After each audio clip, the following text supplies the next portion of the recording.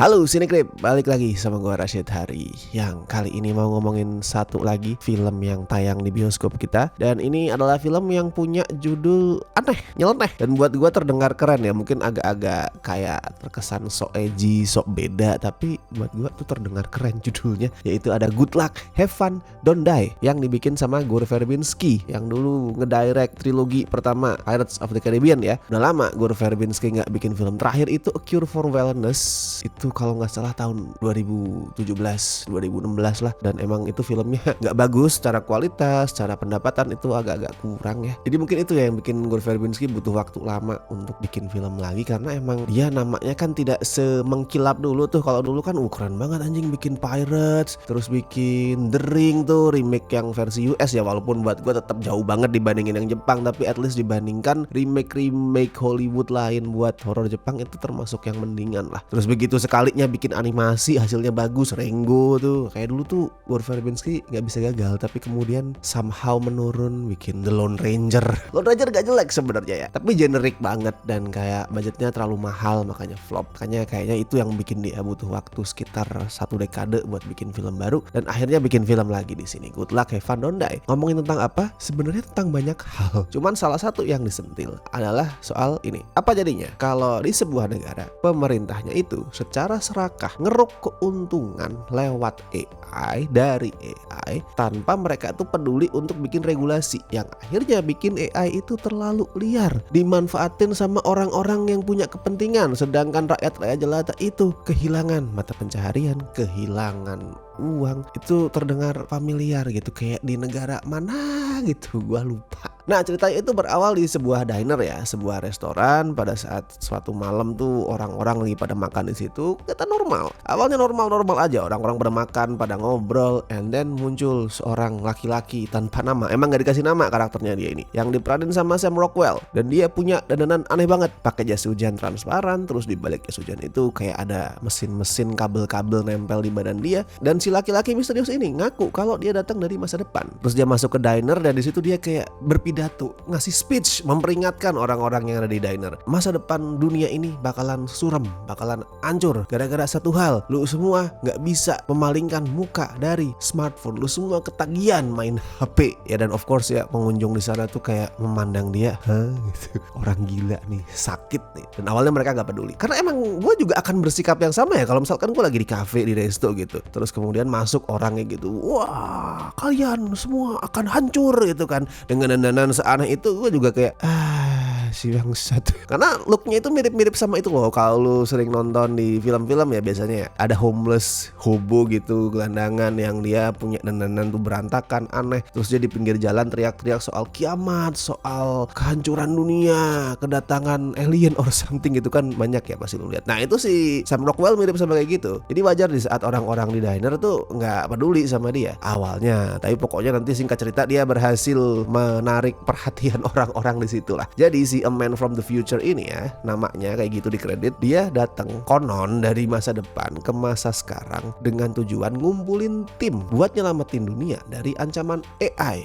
yang katanya dimulai di masa sekarang. Bener atau enggaknya nggak tahu, nanti lu akan mengetahui itu ya seiring alurnya berjalan. Tapi intinya si laki-laki dari masa depan ini udah berhasil ngumpulin tim yang terdiri dari beberapa orang yang dia dalam tanda kutip ya culik dari diner tadi. Ada Mark sama Janet, mereka adalah sepasang kekasih yang hubungannya lagi bermasalah dan sama-sama jadi guru SMA. Terus ada Bob, si pembina pramuka. Terus ada Scott yang skeptis sebenarnya sama cerita soal perjalanan dari masa depan, tapi dia terpaksa ikut ke tim itu. Ada Susan yang secara misterius tuh tahu beberapa rahasia tentang restoran tadi. Dan terakhir ada Ingrid yang lagi dalam kondisi depresi intinya. Ya di situ lo akan dibikin bertanya-tanya lah, ini sebenarnya tim ini bisa apa sih? Karena mereka isinya kan orang-orang random ya, orang-orang sipil dengan beraneka ragam background, yang kalau misalkan disuruh berantem gitu, let's say ngelawan pasukan preman atau pembunuh gitu, pasti nggak akan bisa bertahan. Dan mereka juga bukan hacker, padahal ini tujuannya adalah pengen mengalahkan AI. Nah ini orang-orang random yang gak ngerti apa-apa soal teknologi. Nah itu di awal kita dibikin bertanya-tanya, ini sebenarnya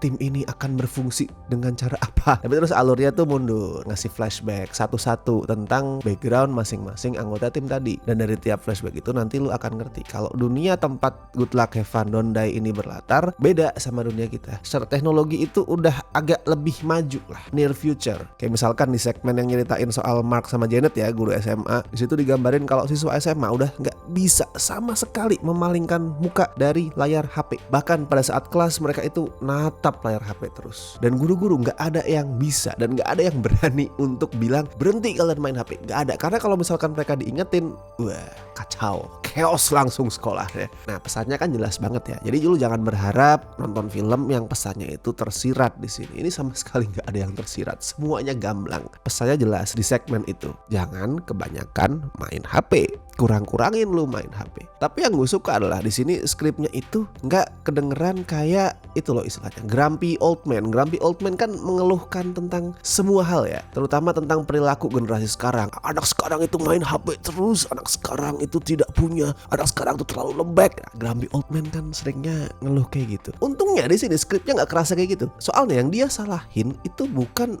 anak-anaknya, bukan remajanya. Yang disalahin adalah pihak yang mengambil keuntungan dari kesukaan remaja-remaja main HP. Corporate yang ngembangin aplikasi, yang ngembangin handphone, yang bikin konten, pemerintahnya yang gak ngasih regulasi tapi malah ngeksploitasi kondisi itu. Mereka ini yang disalahin sama naskahnya, bukan remajanya, bukan konsumennya. Walaupun dia tetap ada kontribusi dari konsumen itu ya, karena gak akan ada supply tanpa ada demand. Tapi di sini yang paling disalahkan ya orang tadi yang punya kuasa, yang punya modal. Kondisinya sama tuh di segmen yang lain tentang Susan ya. Pokoknya dia tuh baru aja kehilangan anaknya gara-gara penembakan di sekolah, which is itu sesuatu yang terlalu sering terjadi di Amerika Serikat dan belum kelar-kelar sampai hari ini karena pemerintahnya tolol. Dan hal itu dikritik juga ya di sini ya. Daripada secara serius itu mengusut isu penembakan tadi, pemerintah malah kayak menerapkan aji mumpung gitu buat menambah profit, buat memperkaya diri mereka sendiri, buat mengeksploitasi tragedi-tragedi itu. Gue gak akan spill lah kalau di segmen ini apa sebenarnya yang terjadi, tapi intinya skripnya juga ngingetin ke penonton soal gimana fungsi teknologi sebagai alat untuk mempermudah hidup manusia. Itu juga bisa berbalik ngerugiin kita. Teknologi kan bisa mempermudah apapun ya. Ya kayak HP deh misalkan, kita gak perlu lagi bingung kalau gak tahu apa-apa, tinggal googling atau tinggal nanya ChatGPT. Kita lagi di jalan tinggal buka map. Semua hal itu dipermudah sama teknologi. Tapi sisi negatifnya adalah kalau semua hal itu dipermudah, kalau lu bisa mencapai sesuatu dengan sangat gampang, sesuatu itu kayak pelan-pelan bakal kehilangan value-nya. Kayak gak kerasa penting lagi, gak kerasa bermakna lagi. Nah nanti adalah segmen-segmen berikutnya yang nyorotin soal karakter-karakter yang lain. Yang sebenarnya segmen-segmen itu bakalan lebih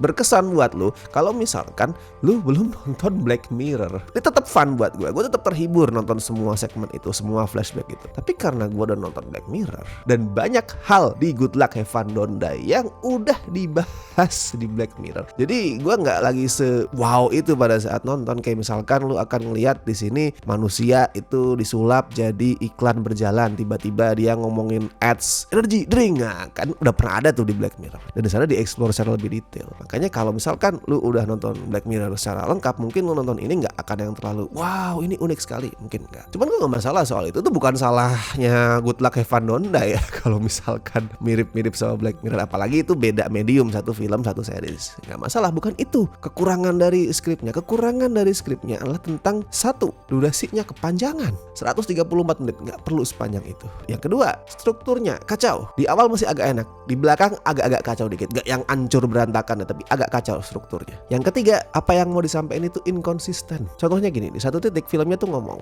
AI is inevitable. Lu mau anti seperti apapun, yang namanya AI itu nggak akan bisa dihindari. Suatu ketika itu akan berperan besar di kehidupan manusia. Tapi selang beberapa waktu, filmnya kayak berubah pikiran dan dia dengan tegas itu menuding kalau AI itu jahat, semuanya harus ditumpas. Gue gak masalah dengan pesan itu, even kalau bisa ya gak apa-apa sih. Tapi inconsistent man. Di awal lu ngomong ya udah itu inevitable, tapi kok kemudian lu ngomong itu semua harus ditumpas, itu semua jahat. Jadi emang storytellingnya itu agak-agak campur aduk dan kacau. Cuman yang selalu selalu gue suka dari film ini adalah energinya. Semua departemennya itu penuh dengan energi, simpelnya gitu ya. Dari directingnya Gore Verbinski, terus actingnya Sam Rockwell yang waduh liar banget di sini, sampai skripnya juga loh. Skripnya juga penuh dengan energi. Walaupun ya itu tadi ya, kayak sering kacau, sering berantakan, cuman dia itu punya energi dalam bentuk kreativitas. Eksplorasinya tuh asik banget. Lu lihat deh nanti di pertengahan menjelang third act di filmnya akan ada sesosok makhluk yang aneh yang kayak dibuat pakai prompt AI ngawur. Yang sekarang tuh sering banget kelihatan di konten-konten TikTok AI ya. Gue sering tuh kadang kayak nggak sengaja nge-scroll konten AI TikTok terus ini prompt macam apa anjing? Bikin makhluk-makhluk aneh. Nah, itu di third act nanti ada hal-hal kayak gitu. Itu what the fuck banget sih, itu kreatif, itu fun, itu aneh, itu random. Dan kalau ngomongin AI sebenarnya ya, keseluruhan third act-nya itu kerasa kayak ditulis pakai AI dalam arti chaos, kacau, random. Cuman yang ngebedain ini, yang bikin gue yakin bahwa ini tidak ditulis sama AI adalah kalau ini ditulis sepenuhnya pakai prompt AI, klimaksnya itu flat, gak ada emosinya. Come on, AI sekarang ya at least ya, sebagus apapun suruh bikin cerita itu gak bisa meniru yang namanya emosi, rasa itu gak bisa flat. Nah cuman third act-nya Good Luck Have Fun Donda itu kerasa banget punya emosi. Emosinya apa ya? Khawatir, marah, sebel, sedih, itu semua campur aduk. Jadi ya emang kacau kayak prompt AI yang ditulis dengan random tapi ada emosinya. Itu yang ngebedain artificial intelligence sama human intelligence. Sama gue suka sama pilihan endingnya sih. Ya nggak ending banget ya, beberapa menit sebelum ending yang gue pikir akan dijadikan ending. Kalau lu udah nonton filmnya lu pasti akan ngerti kenapa gue ngomong gitu. Pokoknya ada satu scene yang gue pikir tuh wah ini udah ending dan ini keren. Kenapa gue bilang keren? Karena itu kayak ngingetin gue ke film-film horor jadul. Film-film horor jadul itu kayak berani untuk bikin penontonnya pulang dengan perasaan hopeless, pulang dengan perasaan helpless, perasaan shock. Kalau sekarang kan cenderung main aman ya, nggak ngebolehin penonton untuk pulang dengan perasaan berat. Biasanya kayak gitu, nggak semuanya tapi kecenderungannya gitu. Good Luck Have Fun Donda itu sempet gue pikir wah dia punya ending yang seberani itu, sebelum kemudian di sekitar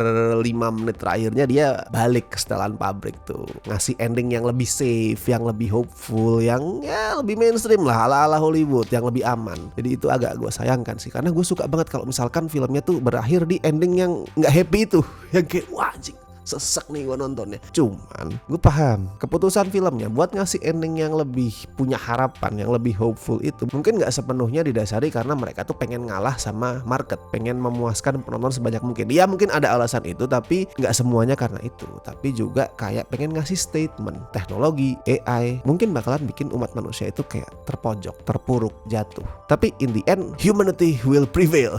Umat manusia akan selalu unggul dengan syarat manusia itu mau peduli satu sama lain. Ya itu pesan yang bagus, pesan yang relevan, optimis, dan gue harap itu yang terjadi juga di kehidupan nyata ya. So kalau untuk Good Luck Have Fun Donda skornya gue kasih 7,5 dari 10.